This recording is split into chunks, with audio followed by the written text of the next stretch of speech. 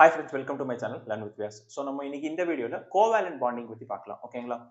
So கோவேலன்ட் bonding எப்ப நடக்கும்னா ஒரு நான் மெட்டலும் இன்னொரு நான் மெட்டலும் கம்பைன் ஆகும்போது தான் ஒரு கோவேலன்ட் பாண்டிங் நடக்கும். ஓகேங்களா?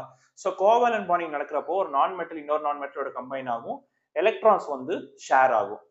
ஸோ இது எப்படி நடக்குதுன்னு பார்க்கலாம். ஃபர்ஸ்ட் எலக்ட்ரோவேலன்ட் பாண்டிங்ல என்ன நடக்கும்னு பார்த்தீங்கன்னா ஒரு மெட்டலும் நான் மெட்டலும் கம்பைன் ஆகும்போது எலக்ட்ரோவேலன்ட் பாண்டிங் நடக்கும். ஸோ மெட்டலுக்கு வந்து எலக்ட்ரான் டொனேட் பண்ற டெண்டன்சி இருக்கும், நான் மெட்டலுக்கு வந்து எலக்ட்ரான் வாங்குற டெண்டன்சி. ஸோ அதனால மெட்டல் ஆட்டம் வந்து எலக்ட்ரான் டொனேட் பண்ணும், நான் மெட்டல் ஆட்டம் வந்து எலக்ட்ரான் ரிசீவ் பண்ணும். இதனால வந்து ஒரு பாசிட்டிவ் சார்ஜ் ஒரு நெகட்டிவ் சார்ஜ் உருவாகுறதுனால ரெண்டுமே அட்ராக்ட் ஆகும். இதுதான் எலக்ட்ரோவேலன்ட் பாண்டிங். ஆனா கோவேலன்ட்ல பாத்தீங்கன்னா ரெண்டு நான் மெட்டல் கம்பைன் ஆகணும், ஆனா ரெண்டுமே எலக்ட்ரான் வாங்குற டெண்டன்சி, எலக்ட்ரான் கெய்னிங் டெண்டன்சி தான் இருக்கும். ஸோ நான் மெட்டல்ஸ்க்கு ஜென்ரலாவே எலக்ட்ரான் கெய்னிங் டெண்டன்சி. அப்போ இந்த ஆட்டமும் எலக்ட்ரான் வேணும்னு கேக்குது, இந்த ஆட்டமும் எலக்ட்ரான் வேணும்னு கேக்குது. அப்புறம் எப்படி பாண்ட் ஆக முடியும்னு பாத்தீங்கன்னா ஷேரிங் ஆஃப் எலக்ட்ரான்ஸ் நடக்கும். ஓகேங்களா? சோ அப்போ இந்த ஆட்டம் ஒரு எலக்ட்ரானை ஷேர் பண்ணும், இந்த ஆட்டம் ஒரு எலக்ட்ரானை ஷேர் பண்ணும். இப்போ குளோரின் ஆட்டம் எடுத்துக்கிட்டீங்கன்னா 2,8,7. சோ அவுட்டர் மோஸ்ட் ஷெல்ல 7 எலக்ட்ரான்ஸ் இருக்கு. இன்னும் ஒரு எலக்ட்ரான் வந்தா 8 எலக்ட்ரான்ஸ் ஆக்டேட் ஸ்ட்ரக்சர் வந்து ஸ்டேபிள் ஆயிரும். அதே மாதிரி இப்போ ரெண்டு ஆட்டமும் அதே மாதிரி இருக்குங்களா? இப்போ என்ன ஆகும்னா இந்த ரெண்டு குளோரின் ஆட்டம் கம்பைன் ஆகும்போது இந்த அவுட்டர் மோஸ்ட் ஷெல்ல ஒரு எலக்ட்ரான் வந்து இந்த ஆட்டமும் ஒரு எலக்ட்ரான் இந்த ஆட்டமும் ஷேர் பண்ணிக்கும். ஓகேங்களா? இப்படி ஷேர் பண்றதுனால என்ன ஆகுதுன்னா டோட்டல் ஆட்டம்ஸோட டோட்டல் எலக்ட்ரான்ஸோட கவுண்ட் வந்து பாத்தீங்கன்னா 1 2 3 4 5 6 7 8 அந்த மாதிரி ஒரு ஸ்டேபிள் ஸ்ட்ரக்சருக்கு குளோரின் ஆட்டம் வந்துருது. அதே மாதிரி இந்த ஆட்டமும் 1 2 3 4 5 6 7 8 இந்த எலக்ட்ரான் நம்ம கவுண்ட்ல எடுத்துக்கணும். ஸோ இப்படி ரெண்டுமே ஒரு ஸ்டெபிலிட்டி வரும்போது நமக்கு அப்புறம் கிடைக்கிற ரிசல்ட் தான் chlorine molecule. So gas atoms வந்து ஜென்ரலாமே வந்து அட்டாமிக் ஸ்டேட்ல இருக்காது, ஒரு கம்பைன் ஸ்டேட்ல தான் இருக்கும்.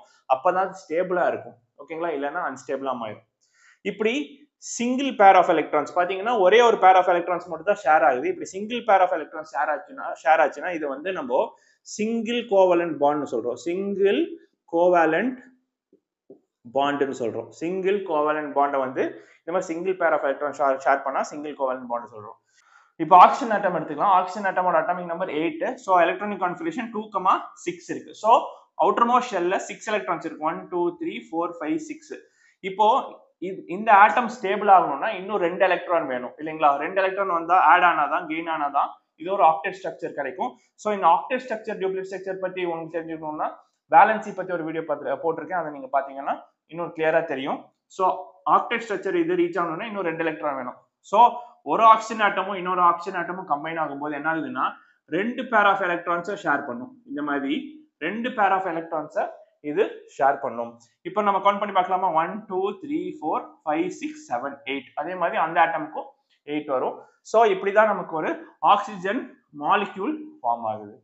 ஓகேங்களா? ரெண்டு பேர் ஆஃப் எலக்ட்ரான் ஷேர் ஆகிறதுனால இது வந்து நம்ம டபுள் கோவேலன்ட் பாண்ட் சொல்றோம். ஓகேங்களா? Double covalent bond. இப்போ நைட்ரஜனோட எக்ஸாம்பிள் எடுத்துக்கலாம். ஓகேங்களா? சோ நைட்ரஜனோட அட்டாமிக் நம்பர் 7. சோ நைட்ரஜனோட electronic configuration 2,5. 2 electrons in K shell 1 2 3 4 5. இப்போ நைட்ரஜன் வந்து ஆக்டேட் ஸ்ட்ரக்சர் ரீச் பண்ணனும்னா என்ன ஆகணும்னா இன்னும் 3 எலக்ட்ரான்ஸ் ஆட் ஆகணும் இல்லைங்களா? 3 இருந்தா தான் 8, டோட்டலா 8 வரணும். நமக்கு 5 ஆல்ரெடி இருக்கு, இன்னும் 3 எலக்ட்ரான்ஸ் வேணும்.